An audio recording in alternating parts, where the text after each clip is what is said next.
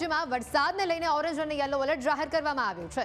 સવારે 10 વાગ્યા સુધીમાં ભારેથી હળવા વરસાદની જે આગાહી હતી અને એવી જ પરિસ્થિતિ રાજ્યના અલગ અલગ શહેરોમાંથી સામે આવી રહી છે।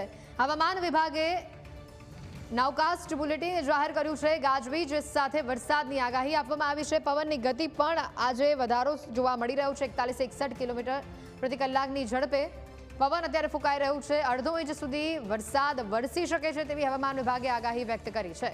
જે પ્રકારે રાજ્યમાં પરિસ્થિતિ જોવા મળી રહી છે, બનાસકાંઠા, સાબરકાંઠા, પાટણ, અરવલ્લી, મહેસાણા, અમદાવાદ, ગાંધીનગર, ખેડા, આણંદ, દાહોદ, પંચમહાલ અને અરવલ્લીમાં વરસાદનું ઓરેન્જ એલર્ટ આપવામાં આવ્યું છે। એટલે અમદાવાદવાસીઓએ પણ આજે આ જ પ્રકારના માહોલમાં રહેવું પડશે। રાજ્યના લગભગ દક્ષિણ ગુજરાત, સૌરાષ્ટ્રના પટ્ટા, ઉત્તર ગુજરાતના ભાગોમાં આ જ પ્રકારનું વાતાવરણ આજે જોવા મળશે।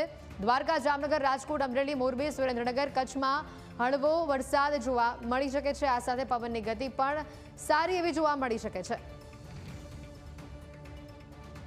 આ વરસાદથી ખેડૂતોને ભારે નુકસાન થવાની શક્યતાઓ જોવા મળી રહી છે। કેરીના પાકને ભારે માત્રામાં નુકસાન થશે।